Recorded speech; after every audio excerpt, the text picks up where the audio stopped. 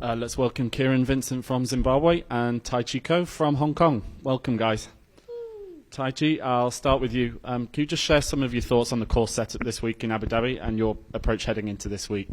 Yeah, Abu Dhabi Golf Club is in great shape. The layout is it's a championship layout, and I'm super happy to be here. Played each nine a couple times now, and yeah, I can just only say great things about this place. I'm really looking forward to seeing it play in a tournament.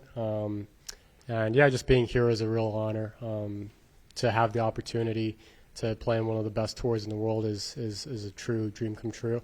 So I'm just really looking forward to playing my game out there, and I'm really looking forward to play the course. Great. Same question to Kieran. Can I just say exactly what he said, eh? No, obviously, yeah, we are super grateful and super thankful to be out here. It's not only is the course in real great condition, but so is the weather, so is the place we're staying at, the hospitality, just everything around it. So I'm just super grateful to be out here, and yeah, excited to get things going over this weekend.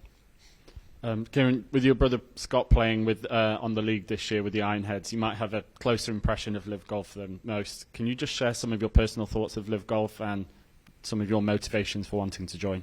Yeah, I think in any situation that you are in, to be able to play with some of the best players in the world and to help you get better, it's hard to really say anything bad about it. So I'm super grateful for LIV for the opportunity not only to give Asian Tour guys or other outsiders an opportunity to play with the best in the world. I think that's just obviously the best thing the opportunity that we get, to be able to sit in a seat right here. Myself, like Taichi, I mean, we're still pretty new to this game and have this opportunity, less than about a year or a year and a half out of college. I mean, we couldn't have dreamed this any better. So, yeah, I mean, obviously grateful to have my brother and kind of seen, the ups and downs and the rides, enjoy those moments with them. But yeah, I think it's just been an awesome opportunity to guys to grow themselves and grow their game. Taichi, similar kind of question. What was your impression of LIV Golf in 2023? Did you closely follow it, and what were your overall thoughts of the league? Yeah, I think LIV has done a world of good for myself and other players on the Asian Tour and just golf on the worldwide scene, in my opinion. I think the International Series is a great system for Asian Tour players to have the opportunity to play in LIV, and I think one of the biggest accelerators for my growth this year has been playing with a lot of LIV players in these International Series events. So being able to see world-class golf firsthand has been a real learning curve for me, and I feel like I've been able to progress my game from just soaking all of it in. So, I only have great things to say about LIV, and like Kieran said, to have just the opportunity to potentially play in the league next year is a real dream come true. So hopefully I can make most of this week. And, playing a full season on LIV will be really, really great.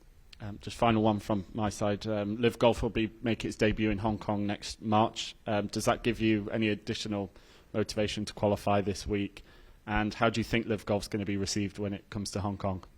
Absolutely. I think myself and pretty much the entire golfing scene in Hong Kong is super excited for LIV Golf Hong Kong. I think the Hong Kong Golf Club itself is a great place to have that kind of atmosphere, in my opinion.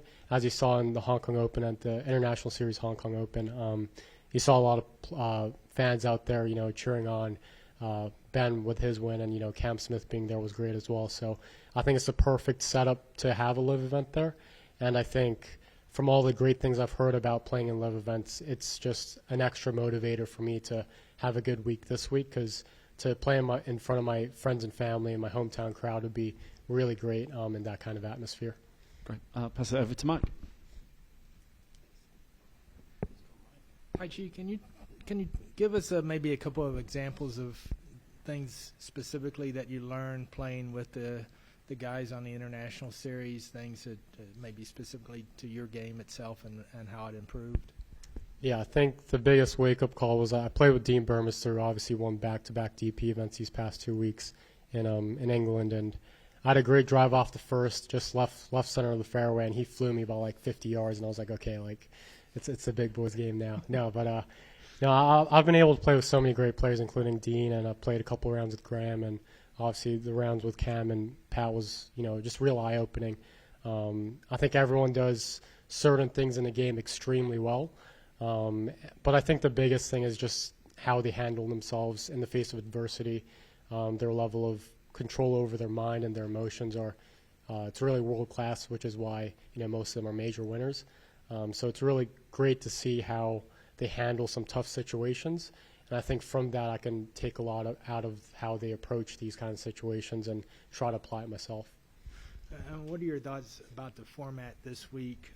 Obviously, it's different, and with the resets of the field and the scores, can you just kind of give us your thoughts there? Yeah, I think it's just another innovation from LIV Golf, as the league has done since its inception. So I think it is different, but I think it's really exciting at the same time. I don't think many of us have been in a situation in professional golf where it's 18 holes and then another 18 holes. So I think it'll be a good test of the mind and the body as well. I think it'll be easy to get kind of overexcited early and try to play a little bit too aggressive, but I think it'll be a really fun challenge. I'm really looking forward to it, and I think it also levels out the playing field in a big way. Like it's really anybody's game. If you have a good round or a good day, it's the opportunity's right there. So I think it's a revolutionary format, and I'm really looking forward to it. Thank you. And then Kieran, can you give us your thoughts on not having to play on Friday and what kind of advantage that is?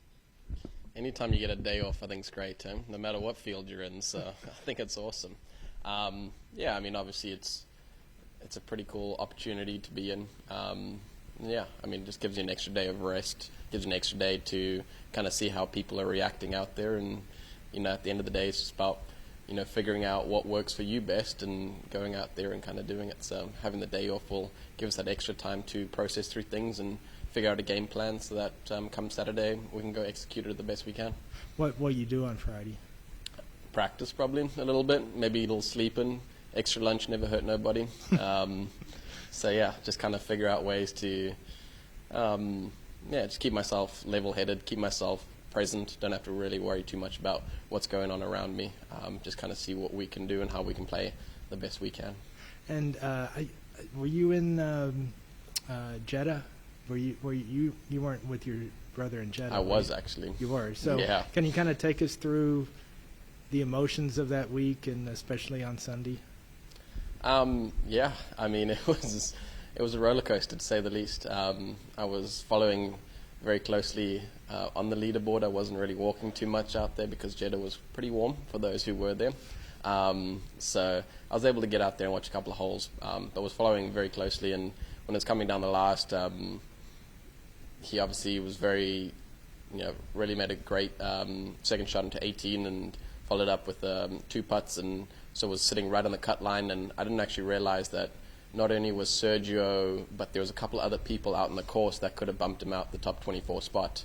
And so when he came walking up after he completed 18, I shook his hand, said well done, and we were nervously waiting as Sergio hit his third shot on the green, and he walked away and he said, I can't watch, and I'm sitting over there, what am I going to do then, So obviously Sergio put a good roll, and I honestly was telling everybody around me, I was like, that's going in, and for some reason it didn't. So obviously it all boils down to one moment, but I think as a lot of people, other people have said, he's probably one of the hardest workers out there, and so it was good to see the coin flip and, end up on his side, because he's deserved it for a very, very long time. I think he's been on the other side of the coin flip for a while now, so it's good to see his luck kind of happen, and so I'm excited to see the roller coaster of emotions for next year.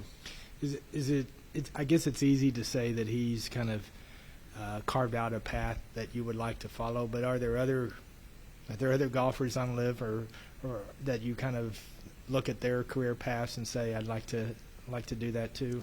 Yeah, I think there's a lot of people who've done some very unique things in the game of golf, and so we see even people like James Pyatt who've been so young to be able to go out there and play on LIV, which is new, and there's been some older guys that have had a long tenure and been able to enjoy some time out and LIV. So I think at the end of the day, just kind of see the way that guys have grown, have changed, because just like Taichi, we're pretty new to this whole pro aspect of things, so we're just still getting our feet wet, and so just be able to carve our own path while we're out there. I think that's going to be the biggest thing that we're going to try and do. So whether it's similar to some of the others we see, that would be great. But I think, just like Taichi, I think he's got a great future ahead of him. And so the world's at his fingertips and everyone's fingertips. So we'll just have to wait and see.